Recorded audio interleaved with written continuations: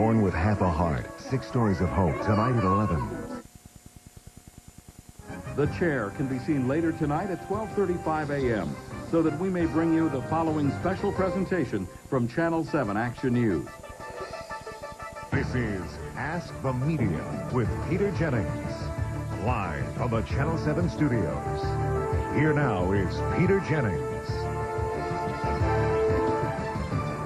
Good evening, everybody, and thank you for joining us for this evening. It's very nice for me to be back in Detroit. The next hour could be potentially very interesting. This program, Ask the Media, we could do at any time in a calendar year, but it's perhaps more interesting to people now in the wake of the attacks on the country in September and the many, many questions that, quite frankly, many of we journalists hear in many, many parts of the country. So we have gathered together here in the studios of Channel 7, and we're grateful that they did so, a panel of local journalists, and in one case executive journalists, to try and answer the questions of an invited audience here. I hope that the people in the invited audience will ask questions that reflect what's on your mind at home. Let us get started by introducing our panel. From my extreme right, Frank Turner, who is the Channel 7 5 o'clock news anchor. Carole Hutton, who is the managing editor of the Detroit Free Press, staff 320 people. Mildred Gaddis, who is the radio host of Inside Detroit on WCHB AM, which airs Monday through Friday between 6 and 10 in the morning. On my left is Jan Stevenson, the co-publisher of a newspaper called Between the Lives. It's a weekly newspaper, circulation of about 20,000 for the gay and lesbian community. And on my extreme left, from the Detroit Free Press and WJR Radio, columnist and talk show host Mitch Albom. Without further ado, thank you all very much for joining us. I hope you do well. It will depend on the questions, as I told the audience, so we're going to go straight to the audience. Who has the first question in the audience? Yes, sir. Either one of you. Don't be polite. Sorry. Since September 11th, the American Islamic community has watched as the United States government has detained its members, ramrodded them through secret hearings, and in the vast majority of cases without presenting evidence or charging them with any crime. More than 500 today are in jail, some of them, many of them, in solitary confinement. We were recently heartened by the news that the Detroit Free Press was filing suit to open those trials and open up those hearings. And so that for us was a big boon. But here's our question. There are great concerns that still remain about media objectivity. Have you, or the media organizations with which you are employed, now or prior to September 11th, been pressured to alter or change your coverage to conform to the wishes of the government or other interest groups? And if so, how did you respond? And if not, how do you explain the bias found in the media against Islam and Muslims? Thank you very much. Many questions in there. I want to start with Carole Hutton, who's the managing editor of the Detroit Free Press, to perhaps tell the audience, in case they don't know, what is this case you wish to have access to? Okay, we have filed a lawsuit along with the Ann Arbor News. The Free Press has filed suit in U.S. District Court seeking to have access to the deportation hearings in the case of Rabi Haddad, who the government seeks to deport. We don't have an opinion as to the facts of the deportation case. We believe the case should be open to the public. These cases have traditionally been open to the public.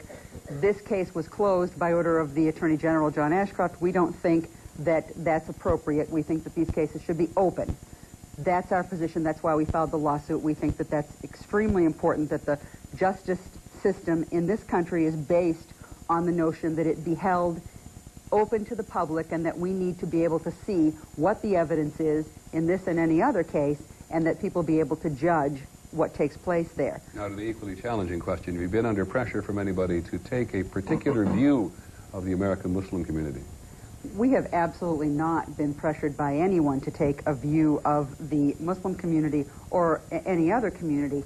We have been very aggressive in our attempts to portray the Muslim community here in Southeast Michigan as accurately as we can. We tried, not just after September 11th, but prior to September 11th, to cover the community, to do things that help people understand what is Islam, who is the community, what does the faith represent, We certainly, in the wake of September 11th, have been more aggressive in that regard. We've had conversations with the community.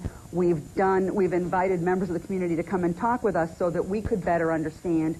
We have run a lot of stories and photographs and a lot of opinion columns to try to help people understand that this is not about a community versus another community. It's not about us versus them. Frank Turner, the implication of the question, I think, is that there is a negative portrayal of Muslims in the press. You ever been under pressure in Channel 7 to describe Muslims one way or the other?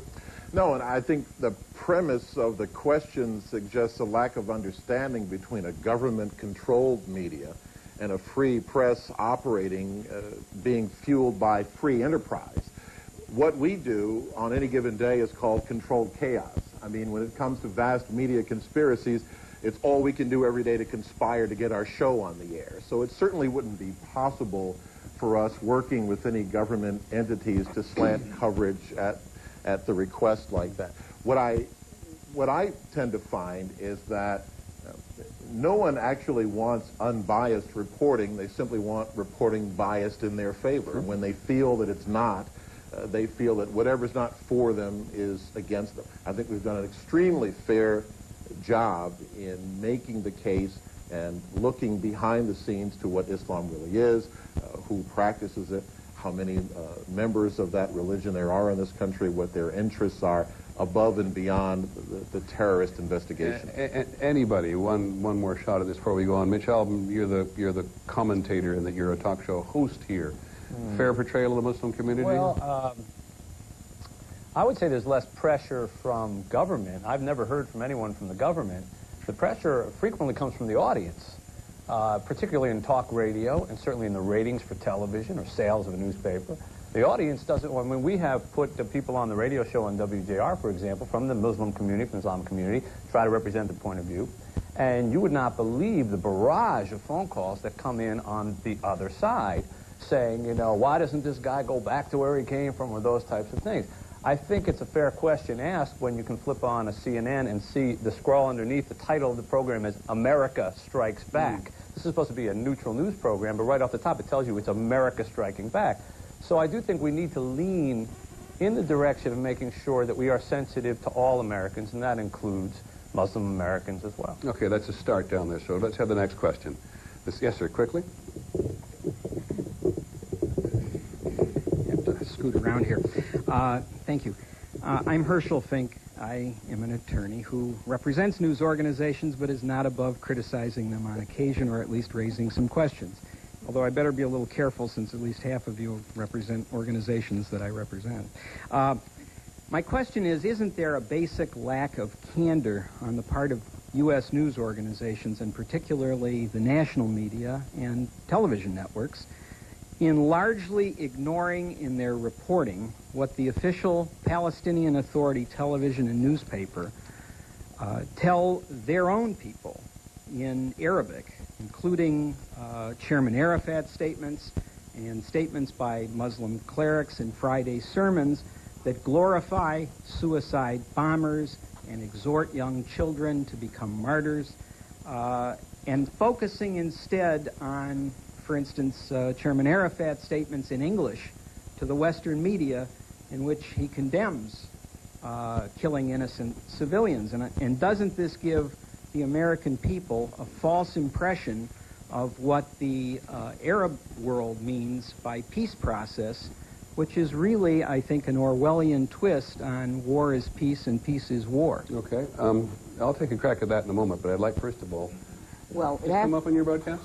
No, it hasn't. But I would like to go back to the original question that was asked, if you don't mind, just for a second. Yeah, actually, can we do that? Can you I'll come back we'll to the later. You want to try good. to answer this one? Well, he spoke specifically, his question specifically pertained to national media and television, so that's not my arena. Okay. I would yield to you I'd be happy to observe. I just didn't want to observe first. Anybody else want to weigh in on this before we? I would say Please. that Thomas Friedman from the New York Times in particular, I think, does what Herschel Fink is asking about, reads and reports on the newspapers and the broadcast of other things. We've done it a little bit with Al Jazeera, with some of their broadcasts, having those things translated, and I think the Osama bin Laden tapes were an example of where we had the translation given to us. But I think that's a legitimate point. We think that the news often begins and ends with how it's presented in English, and we probably don't have enough people working in news organizations around the world who speak the other languages enough to accurately report back what's being said in their tongue. I think you're absolutely right. It's a universal problem. I think it's particularly a problem in the heat and passion of the Middle East, that we do not get as full enough reporting in either Arabic or, for that matter, in Hebrew, in the Israeli press as well, on this particular issue, and that universally the American press has fewer foreign language speakers in it than we would like to have. I would argue that you're probably got what I think those of us in the media would say an eye of the beholder issue here to some extent, in that you see I think you see in the English representation of the Arafat position a position which you believe is essentially different to the overall Arab position. Arab world is a very complicated place. The Palestinian community is a very complicated place. I think we try, perhaps not vigorously enough, to understand the multitude of voices and opinions in the Palestinian community. But I would say that if you were looking for representation of peace versus violence, negotiation versus struggle from the Palestinian community overall, that most Americans would get the impression from the national media that it is a combination of factors. And if they get that, I think we've done part of our job, perhaps not to satisfy one community or the other. Help at all? Yes, ma'am? Very related question I have. Go ahead. And I also have a sample headline. Excuse me. I'm Kay Sablani. I'm the co-founder and executive editor of the Arab American News here in Detroit. Those of us who watch the Middle East very closely from the other side know that, or believe that, Israeli influence over our government's strategy in the Arab-Israeli or the Palestinian-Israeli conflict is the international or foreign policy equivalent of the Enron scandal today. We believe that money and influence is buying strategy in the Middle East, and it's to the detriment of our own interests. The reason we think the people of the United States don't realize this and haven't risen up and objected to it is because of you guys and the way you handle issues related to the Palestinian-Israeli conflict. You want to be specific? I'll be very specific. This is a December 4th issue of the Detroit Free Press. The top of the front page, bold font headline is, "Israel at War with Terror." This is a direct quote from Ariel Sharon, who is widely recognized around the world as a war criminal. It wasn't put in quotes. It was put as a headline, a Free Press headline. Ariel Sharon said it, so therefore it must be true. Carole Hutton, do you want to defend your headline? If I know anything, it is that I cannot satisfy either the Arab American community or the Jewish American community in Southeast Michigan about coverage of the Middle East. The Middle East is a local story in Southeast Michigan. I know that. I have had many, many conversations, as have many editors at my newspaper, about this story. And I know that there's a tremendous belief, a very, very deep passion about the depth of rightness about the positions in the story. But how careful does that make you? Does the woman have a point about the headline being in quotes or not in quotes? I will tell you that Herschel Fink probably thinks that headline is absolutely correct. Yeah, but what do you think? think? I think the headline is correct because, in fact, there were a series of terrorist acts perpetrated against Israel, and Israel came out and declared themselves to be at war with terror right after the United States came out and declared itself to be at war with terror. And no one around the world came out and said, the United States at war with terror? Why is that? You know, no one took issue with that. The fact is, I have sat across the table from people in the Jewish community, and they have said to me, how dare you decry the death of Palestinian children? Palestinian children are not the same as Israeli children. Israeli children are innocent. And I have said to them, how can that be true? How can Israeli children be innocent and not Palestinian children be innocent when all children are innocent victims of this war? And they have said no, because Palestinian children were throwing rocks. And I say to them, but the Palestinian children who are throwing rocks weren't there of their own volition. That's the depth of the argument. That's the depth of the rightness and the belief that takes place in this community and these communities. Mildred, let me ask you on your talk show, do you find that both communities want only to see the worst in each other when they talk about this subject? Well, I think it comes across as each community wants to be lifted up as the one who is operating from a position of integrity and one of truth. And if something is said that does not reflect that particular group's interest, of course it is perceived as being biased and in support of the other. Did it ever come up for you, Jan? I mean, this is not quite your issue. Right. I think we'd agree, given that you run a newspaper dedicated almost exclusively to gay and lesbian issues. But as you hear other mainstream journalists talking, what do you think? Well, the way it resonates for me is that what I hear is not having a voice and being disempowered when it comes to speaking out about issues that are important to the Arab community. And in the greater Detroit area, where there are so many people that are members of the Arab community who are Muslim, that I think it's particularly painful to see the Arab community feel like they don't have a voice.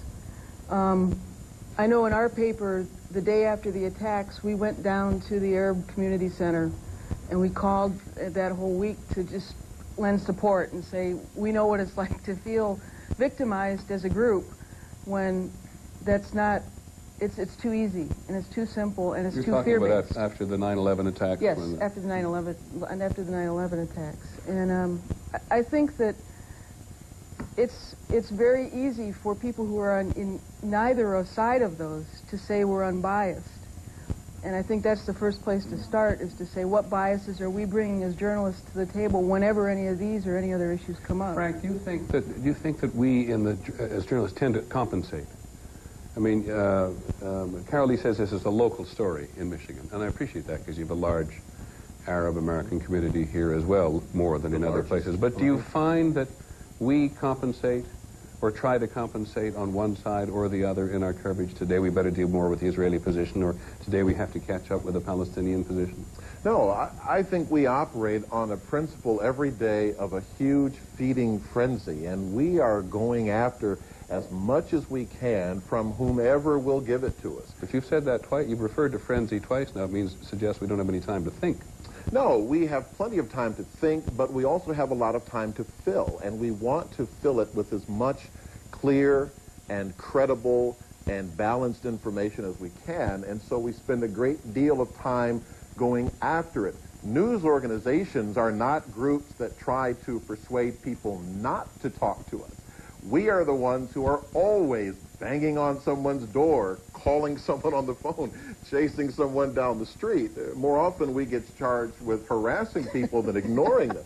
So we are always seeking information, and we'll get it from as many sources. One other thing, I hate being this... Mitch, do you think that since 9/11 we've had to knock on Muslim doors because we didn't do it before 9/11? To use his example. Well, and it wasn't as imminent and as expected before 9/11. I think there's a reason in this community in particular that we need to go down to the Muslim and Arabic communities to make sure that calm prevails in this city, which was a concern right after 9/11, that safety, that fairness, that police protection, from the simplest things of people rising up and accusing, or people store owners or things like that, to the overall fair representation of our citizens in our community. Right. In our, that means Detroit means Arabs. Well, I just want to bring some clarity to this constant label of bias, because a lot of things that we may consider bias are simply human condition. I'm an American. I was born in America. I was raised in American culture. And when planes crash into the World Trade Center and I wake up in the morning and it's the first images I'm confronted with, I don't feel it as a journalist. I feel it as a human being, and I feel it as an American. Then when I have to come to work and put on the journalist hat, it is a struggle to be both an American, a human being, and a journalist, and sometimes you can be all three at once, and sometimes you can't. But I don't think my American pain in watching us under attack should be considered my bias. That's not my bias. That's my human condition. Let's move on. Yes, ma'am. Good evening, Peter Jennings. My name is Theo Broughton, co-founder of Hood Research. Welcome to Metro Detroit. Thank you, ma'am. And good evening, panel. I have a slightly different question. In view of the fact that by federal legislation we now have NAFTA and GATT and deregulation of the ownership of media franchises, then we had 911 and then Enron. It sometimes appears that this nation is sliding into a third world status. If you, as a panel of journalists, began to see more signals of that, what do you see as your responsibility to the citizens of the United States? That's a difficult question, which may require some explanation from my point of view, but Mildred, if you can start us on that. If I'm clear on what Theo, by the way, good evening, is asking, I think our responsibility is to connect the dots, to make it relatable. One of the unfortunate realities about the results of Enron, the Enron situation, is that we're not speaking as plain as we ought to be speaking to the American public. We're not telling them, bottom line, here is how it affects you. We're not also suggesting that it's important for them to look at the companies they work for and to question whether or not there are others. There's an indication that there are others. But I think that our responsibility is to make it as relatable as possible. I don't get the third world status. I apologize. What do you mean by we're sliding into third world status? It's the one thing that I think the country isn't doing. Well, when we have deregulation by legislation where you have corporations monopolizing the various media outlets, they're becoming conglomerates. You talk about, not you, but just generic you, talk about one world order. It sometimes appears that there is a European world order with NAFTA and GATT, and the corporations from the United States moving offshore, taking jobs away from Americans for more profit. All right. Can I try a couple of things and see if I get you? Are you concerned, and maybe the rest of the audience is, that more of us in American journalism work for fewer companies? Yes. And bigger companies? Yes. And therefore, we may do the bidding of the large corporation for which we work? Very good question. What do you think, Jan? I don't work for a large corporation, and I think that it is a major problem that the news media has had such huge consolidation. I know that both of our daily newspapers, which are great papers, are both owned by large corporations that don't reside here. And my own personal opinion is that's exactly why we need the independent press, like the Arab press, like the gay press, like the Jewish News, and the other papers that are sometimes called niche press, or that are speaking out in a single voice on issues that are important to groups of people and groups of Americans. Carole? I do work for a large corporation that's not based here, but I work for a company that is based here, and the large corporation that I work for says nothing about what I put in my newspaper every day, doesn't give me any suggestions or directions or even make a request about what's printed in the Free Press every day. They leave that up to me. They put people in place, and they expect us to cover the news. And make money. And they expect us to make money while we do it, because they're not in business as a charity, they're in business as a business. So in other words, they do have some influence in your life. They would have influence in my life more if we stopped making money, yes. But as long as we do it right, as long as we do it right, we're allowed to do it. Sure. Do you think as a general rule, there are real dangers in more and more media in fewer and fewer hands? Oh, without question. And what do you think the danger is? I think that what happens is when you have fewer owners, the freedom changes somewhat. Sometimes depending on what the agenda is, there might be a single thought, and that's not healthy. Theo, I work, by the way, sorry, Mitch, go ahead. I'd just like to weigh in on this because I don't work for a big corporation. I work for 3 of them. And look at you. Yeah. I used to be 6'6" when I started, and I'm getting smaller as the jobs go along. But I will say that's a very important point, because when I began in journalism, I worked for a local little newspaper. The owner was also the same guy who edited my stories. I couldn't tell you the owner of the corporations that I work for now because it's such a zigzag route to the top. You take the example of Talk Magazine, which I was actually personally glad to see fail because I thought its very premise was exactly everything that's wrong with American media. It was established by a movie company in conglomeration with a publishing company to try to find stories that they could put in their magazine, make books out of, and make movies out of. There's something a little sick about that because what happens is the movie starts influencing the journalism. One thing, though. It happens a lot. It failed. Well, it probably didn't fail for the righteous reasons. It failed for the economic ones. But if it hadn't failed, the books that were written would have been bought and read. The movies that were made would have been seen and paid for. So a lot of the responsibility goes back to the consuming public, who many times will kind of sit back and just allow anything to be sold to them without questioning really where it comes from. Theo, I feel a little bit of an obligation to answer at least that briefly because I work for the Disney Corporation, which is a very large company. And which paid a fortune to buy the network for which I work, ABC, from its previous owners. They can indeed put the screws to us financially if they so choose. To their credit, so far, certainly in the wake of 9/11, and our coverage has cost them a fortune in lost commercials, they have not come through our door and told us to do things in any certain way. But it is indeed something those of us who work for big corporations are aware of. I think Carole will agree, if she hasn't already said so, that the way they can put the screws to us, if they so choose, is financially. Touch wood, so far, I think we're in reasonable shape. Yes, sir. Dan Crickbaum from NCCJ, the National Conference for Community and Justice. I think a lot of us... I just ask, I apologize, what is the NCCJ? We're a human relations group. We do a lot of diversity and conflict resolution training. Okay, good, thanks. I think a lot of us feel the media is often reactive on major issues in the metropolitan area, and I'm interested in how the media, especially the local media, could be more proactive. Take the issue of residential segregation.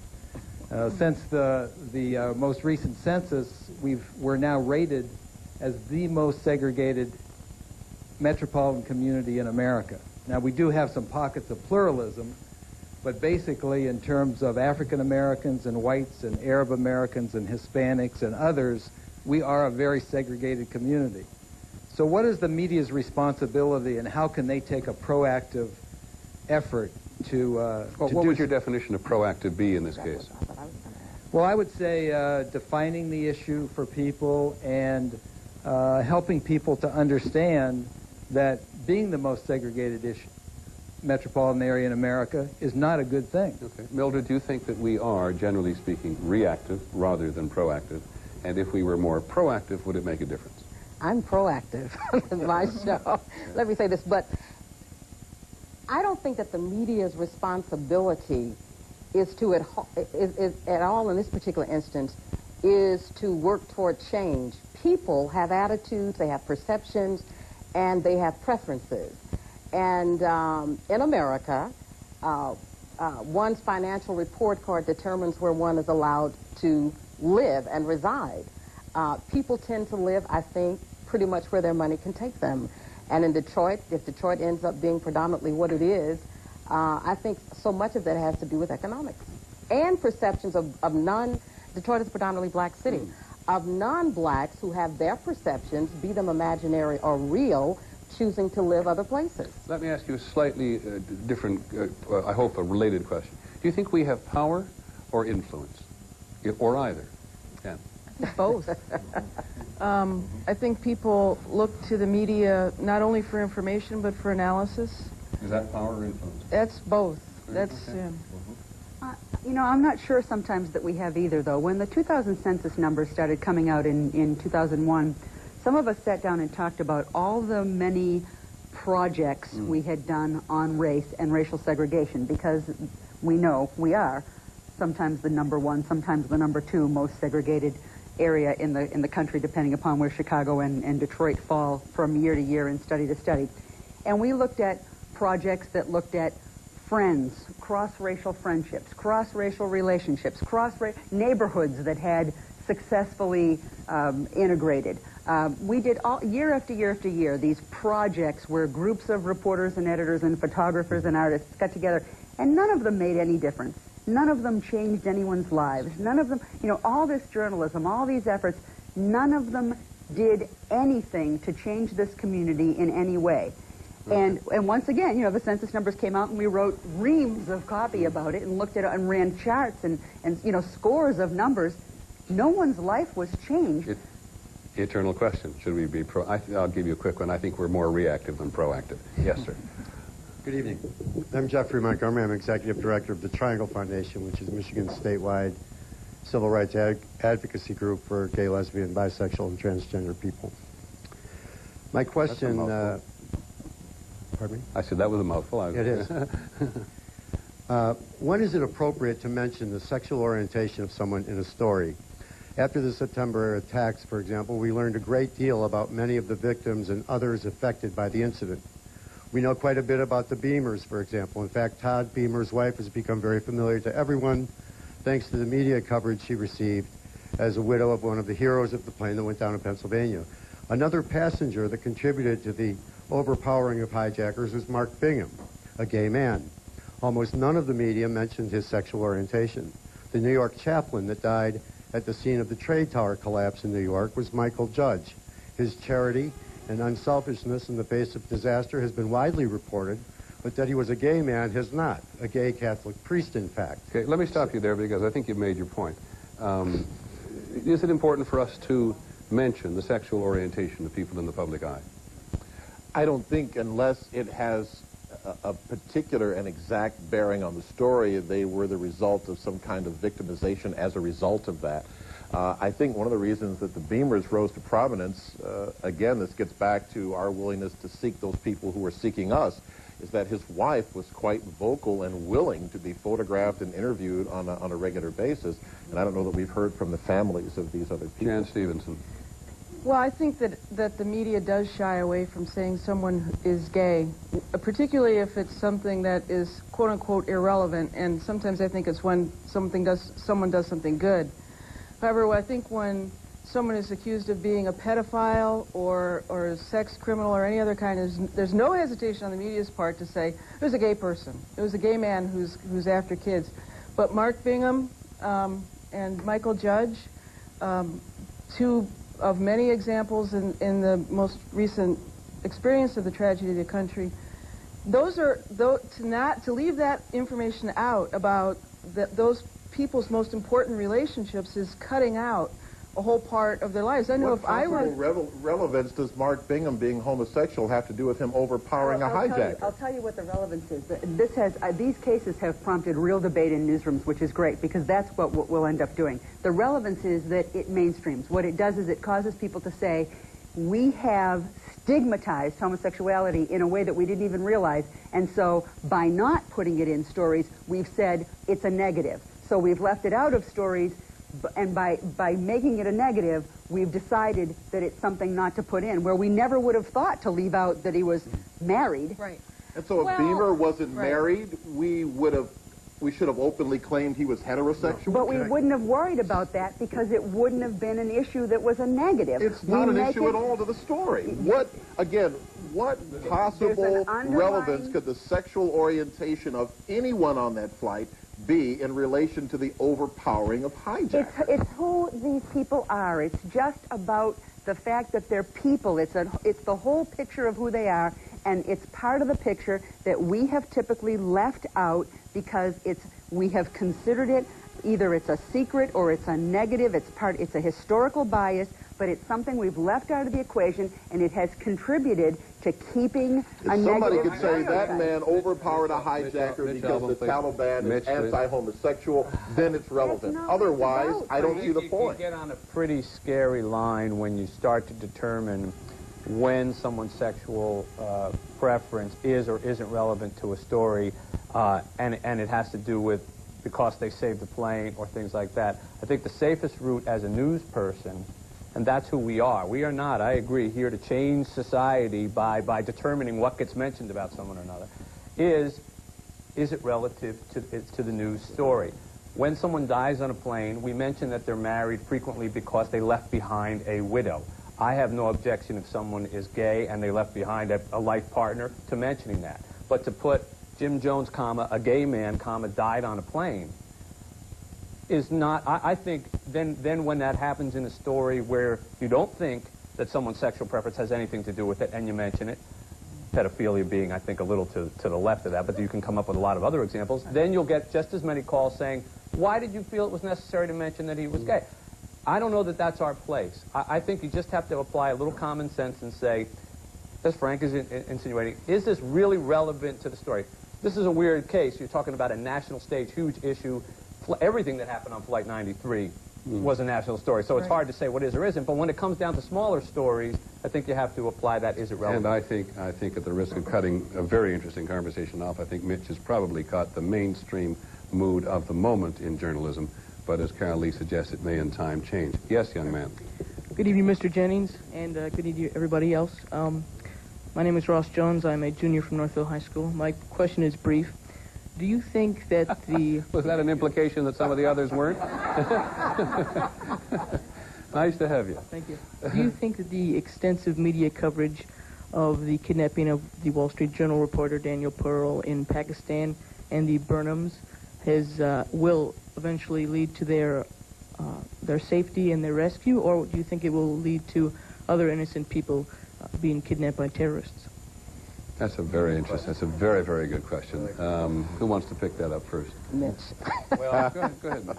Have you talked a lot about it on the air? Yes, we've talked quite a bit about it on the air, and this is not the first case in which bringing media attention to a story makes you feel queasy even as you do it, because you know that's exactly what the people who are perpetuating the thing that horrifies you want. And yet, can you pretend that this is not a story? No.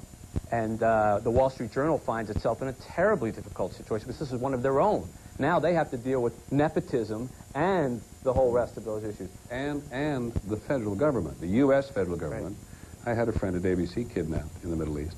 And the federal government, who does not want us to say a word about this, deal with the hijackers in any way. I apologize. Go on. I do think it is an important story to bring up. I think you have to be very careful with how much you report. And I was horrified to see, and I know what happens in our business, but two news organizations, I believe ABC was one of them, erroneously reported that he was dead. Wow. I'm putting myself in the position of his wife, hearing that and then finding out that he isn't. No one should have to go through that. So you have to tread very gingerly. The answer to your question is it's a case-by-case basis. I can't tell you what's going to happen with this, but that's one of the biggest questions that you face in this business is how much am I giving them what they want by putting them on? It was the Unabomber question. It was the manifesto, all the rest of that stuff. Do we help them out to get to a greater good? It was very interesting, and you're quite right. ABC did on Sunday last report that he was one of the two, us and Fox, I think, reported briefly that he was dead, and it's a horrifying mistake for journalists to make. You should have seen our shop on Monday morning. It's a good thing the reporter was on the other side of the world. But it's made even more complicated by the fact that we now live in a much more global arena in terms of media. And it seemed, at least to me, pretty clear that one of the reasons they were interviewing his wife was in the faint hope that she might be seen on cable television or somewhere on television in Pakistan, if it is in Pakistan where they are, that the people who have taken him might actually have seen her. And if you listen to her conversation, describing their visit to Pakistan, describing their interest in Pakistanis, describing why they were there, I really thought at one point the Journal was trying to get her to talk to the people who were holding her husband. But it's very, very complicated. I think Mitch again is right in that it's a. Do you agree, Carole? There are no rules in journalism. Ironically, there are no rules in journalism. Everything is pretty much on a case-by-case basis.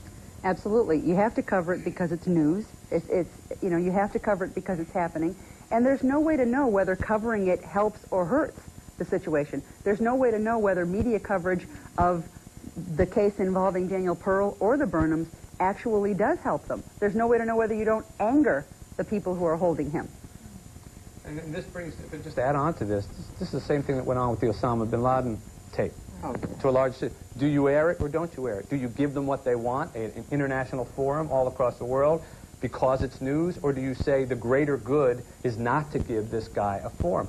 Terribly difficult question. And made more difficult by the fact that the White House called us up into a group meeting to suggest that maybe we shouldn't show it. And that was really very bad for us. Yes, sir. Hi, I'm Louis Ambrose. I'm a senior at Dearborn High School. Being a student in a media program, it seems that the media creates puts a strong emphasis on being politically correct. And how important do you think this is, and what would you say to those who believe that being politically correct creates biases? Do you want to give us a definition of political correctness that's really under your skin? What would you think a definition of being politically correct? That was good. Guy's going to make a journalist. I was going to be a reporter, yeah. When you don't have an answer, ask somebody else. Is there a standard definition? I couldn't agree more. Mildred, what's the answer? Not politically correct. What's the question? I'm not politically correct. Not at all. If you ask anybody who listened to my show up until November 6th, I was not politically correct at all. I think that talk show hosts, and Mitch will say this to you, we have a luxury that television news people and print news people don't have. First, we must deal with the facts, of course, but one of the privileges of being a talk show host is that you can be opinionated. That's why people listen to you. You can have an attitude, but of course you also must provide people with the truth. So we have the luxury of doing that, and I take it with pride, I must say. Frank, what do you think he actually means by politically correct? I think he means that he should call me an African American instead of a black person. That's what he means. Political correctness, I think, has become a rope that we've fashioned into a noose, and we are hanging ourselves with it because there is an absence of just true and pure civility. My great-grandfather was pure Irish. My grandfather was part Cherokee. I have French, Indian, Spanish in my family. I'm no more or less African than you probably are. And I think anthropologists have proven that all life at some point originated on the continent of Africa. So let's face it, everybody's an African American. I knew it! I knew it! I don't think it does me any justice in some faint sense of trying not to offend me to actually call me something that I am no more than I am a racial epithet, you might want to call me. I say let's replace political correctness with just good old-fashioned human kindness and decency. Is Frank talking about what you had in mind? Yes. Okay, that's fine. my question for Good, you. thank you. Next question, yes, sir. Members of the panel, I'm Virgil Carr of United Way, and post 9/11, I would suggest that we owe an awful lot to the media for a superb job of really covering what was a major tragedy in our country and the issues and the families and all of those circumstances. We really owe you an awful lot to that end. However, I would suggest, however, I would suggest that right now we have another tragedy, and that tragedy is really an outgrowth of 9/11. None of us and all of us know that there are thousands and thousands of people out of jobs, unemployed in our community. Somehow or other we seem to have forgotten them, and we're not focusing on the human tragedy that's a part of our local community, and so much of that has some interrelationship with 911. What's the question, sir? Why in the dickens aren't we doing more to say and to portray that tragedy in our community, just as the tragedy we experienced in 911? Do you think and there is a relationship. Do you think, let me just ask you supplementary, do you think that we glom onto a story and stay with it too long to the exclusion of other stories? Did we stay with 9/11 too long?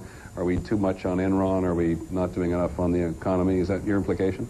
I would suggest that we did look at 911. It wasn't too long. It was appropriate for the American community to appreciate that. Locally, however, directly tied to and related to 911 were all of the tragedies that we see and the issues that are there. I think we haven't given appropriate attention in our community to the tragedy that is an outgrowth of all. Carole. Gosh, I feel like we're such a doomsday sheet sometimes. I mean, I feel like the bad news about the economy that we banner across page one day after day after day sometimes is so relentless. I'm surprised to hear you say that. Layoffs, job losses, companies that are, letting people go. It feels like just a relentless parade of bad news. I think the human factor maybe is the thing that we struggle with sometimes. We try to give people a lot of advice. We try to be very mindful of how many people are out there, how many jobs have lost, the big numbers that we see out there, the stores closed, the plants that are losing shifts. We report the heck out of it. We're out there all the time trying to quantify it and very mindful of it. But I know what you mean in terms of the human factor, and we're trying. We really are. I think it has a face that needs to be portrayed. We've certainly talked about it on Inside Detroit, but one of the realities, and I've asked the question, what's unfortunate when you have layoffs from Ford, Daimler Chrysler, Detroit Public Schools, Kmart, and all of those other companies, the people in the city of Detroit who are elected, who stand in pulpits, who represent those same people aren't saying anything. I've called and asked why aren't they saying anything, and they're not saying anything. Let me ask you a question in terms of talk show, because the two talk show people here, because talk shows are about ratings. It's not just the rest of us who are about ratings. How's the economy as a ratings issue? The local tragedies. Well, as an African American, I think I will say I think that that's a valid point in that you can talk about 911 till the cows come home, and everybody wants to hear about planes crashing, buildings burning, people running through the street. You try to say, well, Joe is out of work. Yeah. And then the audience goes, well, this isn't exciting, and they move on. It may happen in newspapers, it may happen in TV. You may have heard some stories, I apologize for interruption, you may have heard some stories of accusations made at the networks, particularly at the magazine shows, that they wouldn't do stories on African Americans or black Americans because they didn't get audience. Have you heard those criticisms before? Do you think that's true?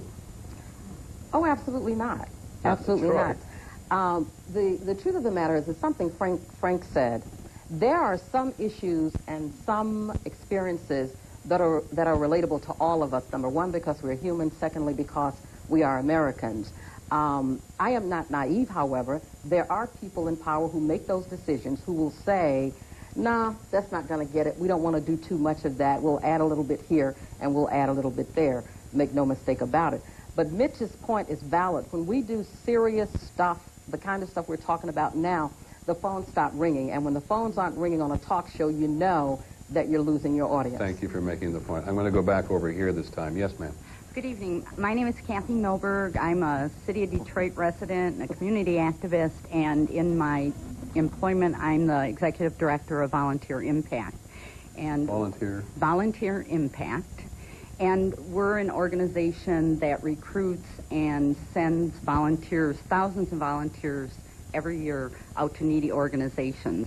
And I guess I just wanted to kind of dovetail on Virgil's comments about, and I feel almost unpatriotic, and there are folks sitting on the dais that know that I say the things that people are saying in the street, but they're afraid to. Go ahead. I'm almost afraid to say it because it seems unpatriotic. Say it anyway. Everyone, since 9/11, we're all told that we should appreciate every moment, and I agree with that. But it's almost gotten to the point where we're telling people to just suck it up, and we don't want to hear your whining. In the community organizations and the communities, I live in Southwest Detroit, that day changed the world forever, but our world has stayed the same or gotten worse. Do you think it did change the world forever? I think it is. I believe that it's changed our perception, and you've heard almost every reference here tonight was 9/11, September 11th.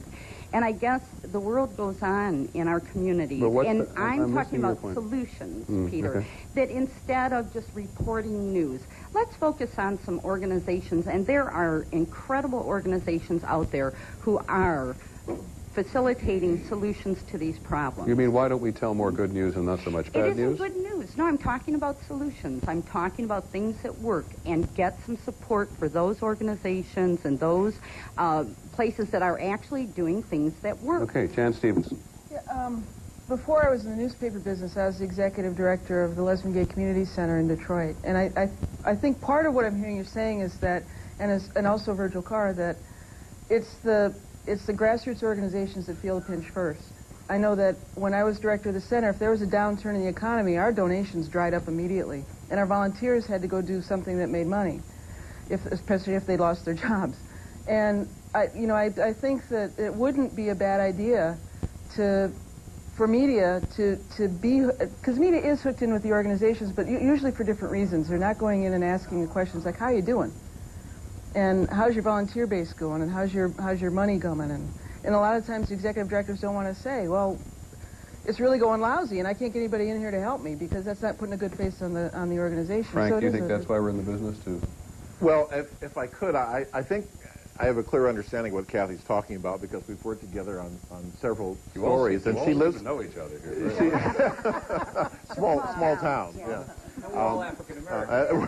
So you have that going. Don't you have any angry friends? They didn't invite them. Let them in. I've been in San Francisco. I've been in a variety of other cities. People were much angrier at us than you are here this evening. You're trying to rile people up.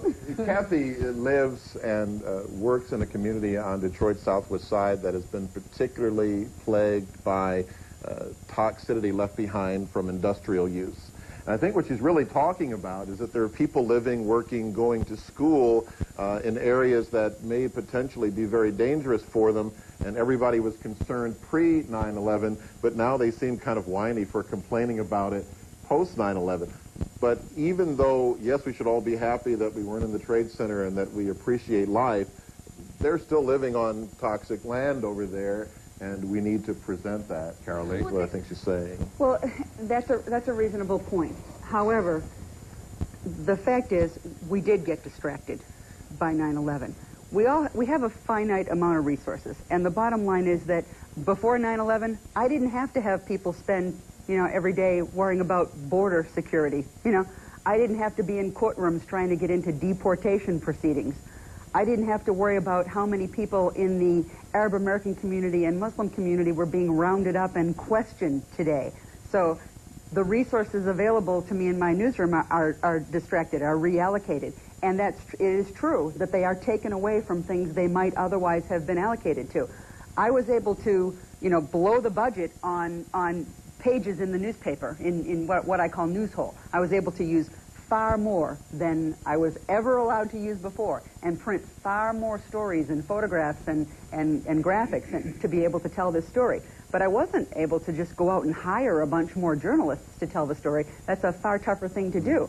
So, yeah, things don't get told. There's no question about that. And when you're at war, your resources get shifted. And when there's another big story that needs to be told, your resources get shifted. And I think it'll take a while. Okay. Next question. Hey, very honest answer, I thought, by the way, from most news organizations.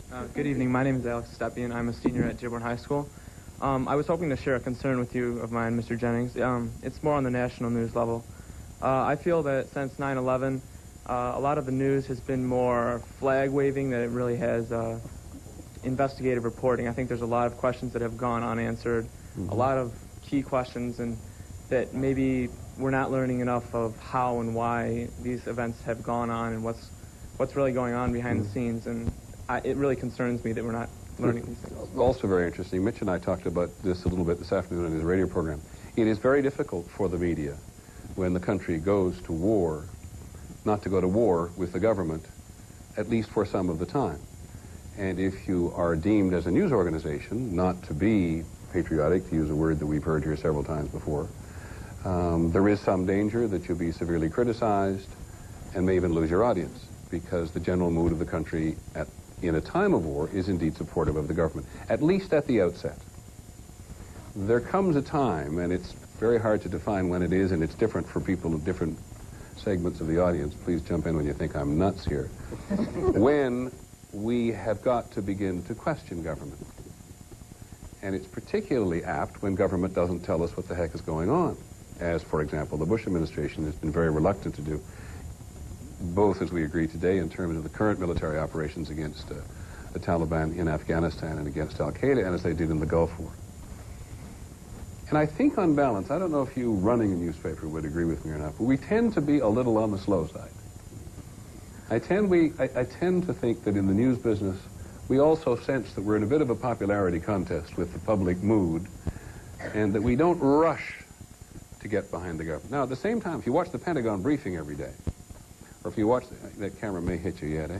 If you watch the Pentagon briefing every day, and if you watch the White House questioning Barry Fleischer, the president's spokesman, every day, you'll know that's a very adversarial experience, and has now a public adversarial experience because it's carried on the cable channels. But it's a very, very difficult challenge for the press. When that experience starts to become something that the American public judges is, why are you asking him hard questions? There's a problem. The press, I have never quite understood America's anger and derision of the press, the serious press. I'm not talking about E.T. and some of those programs, but the serious press, because we are, and I hope I can include myself, the last thing that stands between you and the government running all over you. You should be glad that there are people who ask hard questions. All you got to do is give an answer. It's, you know, if there's nothing to hide, give the answer. But it has become a culture, particularly since 9/11, where if your question suggests that you don't agree with the military policy or, amazingly, even the economic policy of the current administration, and given their track record prior to and coming into this, I don't know why that should be, you are un-American, unpatriotic, and Rush Limbaugh is going to kill you on his program the next day or something like that. And that has caused a lot of journalists, good ones, to freeze up, to not ask the hard questions. I went through this with the Super Bowl that just got finished, which I thought was a wonderful game, but a weekend's worth of flag waving that it shouldn't go with a football game. I was very nervous to write a column about that because I'm not sure what the reaction was. Let me cut you off for a sec, only because we've got about a minute and a half left, so it's a good sign that we didn't really... I'm going to try for the last question from you, sir. Yes. Hi. Stephen Luigi Piazza, heterosexual citizen. African-American, no doubt. Bernard Goldberg, formerly of CBS, has written a book about his experience of right-wing bias at CBS, and I want to know what the panel's thoughts are on that. I apologize. Somebody was talking in my ear, so somebody answer the question. Whatever it was. I'm not really familiar with the book, but I think that the notion that there's bias, whether it's right-wing or left-wing, should be no surprise to anyone. The fact is that there's no such thing as objectivity. Objectivity suggests an absence of opinion or thought. And I don't want to meet the person, journalist or otherwise, who has no thought, because that's a scary thought. And also, we all think, we all have perceptions and beliefs, we all bring something to the table, or you don't want us bringing you the news. I wish I apologize. I wish this question had been asked earlier.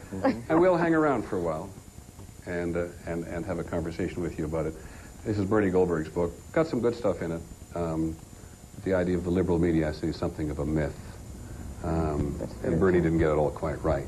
But we'll come back to that afterwards. Thank you, panel, for helping me understand a lot more about Detroit than when I came in. Thank you, audience, very much. Hope you feel that you've tested us just a little. I thought you were very polite. Very, very. I shall remember that. Thanks very much for coming. Have a good evening. I'm Peter Jennings. Good night from Channel 7.